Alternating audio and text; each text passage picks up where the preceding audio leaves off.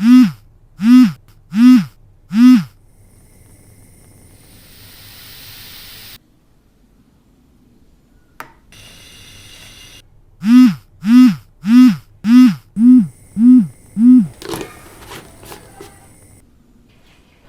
कब से फोन किए जा रहा हूँ बे? कहाँ था तू? और फोन क्यों नहीं उठा रहा था? अबे कस्टमर केयर हो रखा हूँ मैं, तो सबका कॉल उठाता फिरूं। अबे बोलना हरामखोर, बस पकाना मत, ऑलरेडी बहुत पक चुका हूँ मैं। अबे छोड़ना है यार, मैं क्या बोल रहा हूँ, कल ना हम एक पार्टी प्लान कर रहे हैं, क्या बोलता है, आएगा तू? भाई तेरे को पार्टी की पड़ी है या मेरी फटी पड़ी है? मेरे बाप ने बचपन में मेरी इतनी फाड़ दी ना कि बहुत बड़े मजे से रहता है मेरी। अबे क्या फटी पड़ी है बे? जलवे तो तेरे ही है, भाभी जी जैसी इतनी प्यारी बीबी, इतना बड़ा पैकेज, और क्या चाहिए बे तेरे को लाइफ में? अबे घंटा अच्छी लाइफ है? साला मेरी जैसी लाइफ और मेरी जैसी वाइफ गॉड किसी को भी ना दे। शादी ने मेरी जिंदगी के एल लगा दी है। और शादी क्या, ये तो साला बचपन से लगे पड़े। अबे क्या हुआ बे? साला मेरा बाप 3 इडियट के फरहान का अब्बा हो रखा था, जिसने पैदा होते ही बम पे इंजीनियर का ठप्पा लगा दिया, और फिर वारिस की तरह बचपन से जब देखो तब इंजीनियर की चाबुक लिए बैठा रहता था। साला कभी कभी तो लगता है कि राजू ईरानी को 3 इडियट का आइडिया ना मेरे बाप ने दिया होगा। बचपन से इंट्रोवर्ट था तो बाप का सामने बोलने की औकात तो थी नहीं, तो कैसे बोलता कि भाई मैथमेटिक्स अपने पल्ले नहीं पड़ती है। और तो और साला 10th तक स्कूल में सब्जेक्ट पे रैंकिंग के आधार पर रखे जाते थे, जिसमें मैथमेटिक्स टॉप पे, फिर साइंस, फिर इंग्लिश, फिर social science, etcetera etcetera. Hindi, commerce, art, इन सबको तो बैक बेंचर समझा जाता था। ना तो इनकी कोई इज्जत थी ना अपनी। कुछ लौंडे तो इंग्लिश लौंडिया और टीचर को इंप्रेस करने के लिए बोलते थे, और हम ठहरे हिंदी मीडियम वाले, तो भैया हमको तो गंवारी समझा जाता था। अरे साला सिर्फ इंग्लिश बोल लेने से किसी के टैलेंट का आकलन किया जा सकता है क्या? अरे तो सिर्फ एक मीडियम है अपने विचारों को एक दूसरे तक पहुंचाने का। साला हमें समझाने वाला ना तो कोई घर में था ना कोई स्कूल में। घर में तुम्हारी बाप से फटी रहती थी, और उस पर भी कभी कभी हमारे बाप के अजीज मित्र और हमारे जान दुश्मन शर्मा जी आटा पकते थे। उन्हें खाते पीते हकते मुकते बस अपने लौंडे के मैथ के नंबर बताने होते थे, जिससे हमारे बाप इंस्पायर होते और हमारी फटी हुई को और फाड़ सके। अरे मैथमेटिक्स समझ में नहीं आती है तो पढ़ना जरूरी है क्या? चलो मान लिया कि बाय मिस्टेक कोई लड़का मैथमेटिक्स ले भी लेता है और उसे समझ में भी नहीं आती, तो क्या टीचर की रिस्पॉन्सिबिलिटी नहीं बनती कि उसे समझाया जाए? लेकिन नहीं। अरे एक होशियार बच्चे को तो कोई भी पढ़ा सकता है। अरे एक वीक स्टूडेंट को पढ़ाना ये होती टीचर की असली काबिलियत। लेकिन नहीं, उन्हें तो लगता है कि रट्टा मार के 2-4 नंबर ले वो लड़का होशियार है।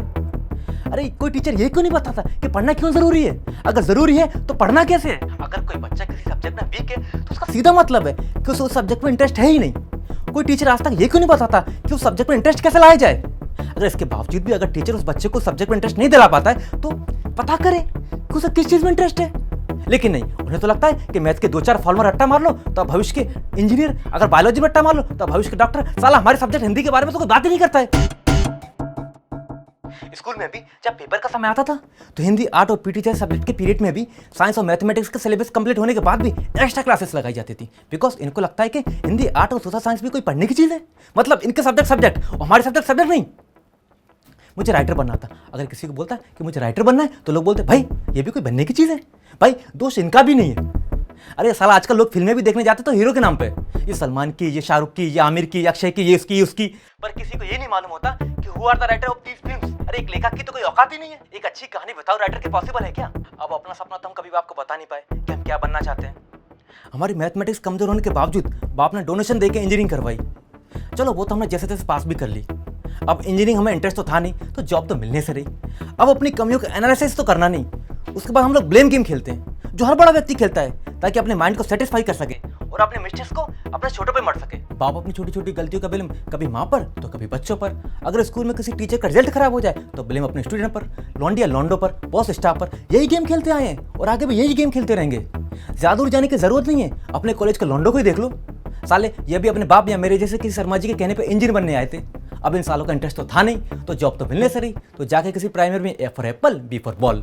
अब सालों जब प्राइमरी टीचर बनना था तो इतना खर्चा करने की जरूरत क्या थी?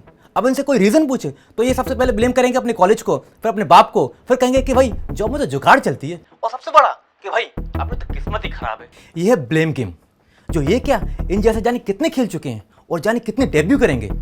अबे लौंडो, उस वक्त थोड़ी हिम्मत कर ली होती तो शायद आज अपने मन का काम कर रहे होते। हम लौंडे सिर्फ इस डर से छोटी छोटी जॉब करने लगते हैं कि पता नहीं बाद में जॉब मिलेगी कि नहीं मिलेगी। अबे साला पढ़ाई वो करो जिसमें दिल करे। वो पढ़ाई का मतलब जॉब कब से होने लगा? एजुकेशन से पर्सनैलिटी डेवलपमेंट होती है। बस एक बार आप अपने इंटरेस्टेड फील्ड में एजुकेटेड हो जाइए, जॉब पैसा सब अपने आप आ जाएगा। इंसान पैसा अपनी औकात के अकॉर्डिंग कमाता है, तो दोष देने की बजाय आप अपनी औकात क्यों नहीं बढ़ाते? साला इंसान को पता ही नहीं है कि उन्हें किस चीज से प्यार है। I mean they don't know about their dreams. साला इंसान को तो ड्रीम की डेफिनेशन ही नहीं मालूम। पहले तो किसी की देखा देखी किसी भी फील्ड में चले जाते, तो just because of their lack of interest they didn't success in their life. अबे साला, सबसे पहले समझने की ये नीड है कि आपका ड्रीम है क्या, लेकिन पता ही नहीं है। मैं बताता हूँ। Dream is a succession of images, ideas, emotions and sensation that usually occur involuntarily in the mind during certain stage of sleep। क्या हुआ, तेरे को भी पल्ले नहीं पड़ा? भाई इसमें तेरी कोई गलती नहीं है, तुम भी उसी कैटेगरी की हो। मैं बताता हूँ, मनुष्य को सोते हुए जब उसके मस्तिष्क में जो वो पाना चाहता है उससे संबंधित कोई छाया चित्र, विचार, एहसास या ऐसी कोई भावना है, तो क्या है ना बेटा, उसको ही आपका ड्रीम समझा जाता है। तेरे मस्तिष्क में कभी ऐसा आया? नहीं। मुझे तो आज तक इंजीनियरिंग के बारे में कभी कुछ समझ में नहीं आया। कभी तेरे को आया? नहीं ना।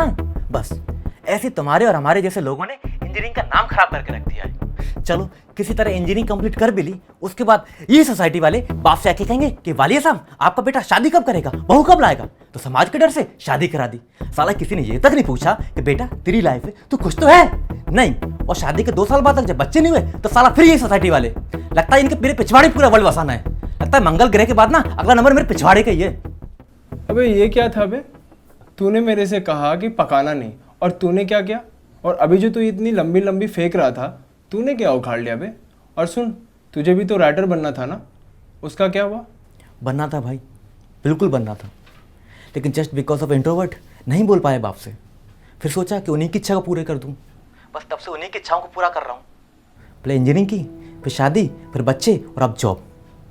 सोचा चलो उनको इसी में खुशी मिलती है तो यही सही, लेकिन मैं अपने बच्चों को पूरी आज़ादी दूंगा, वो जो करना चाहेंगे कर सकते हैं। अबे चल छोड़ ना बे, सारा मूड ही चेंज कर दिया। चल गुड नाइट। चल भाई, बाय, गुड नाइट।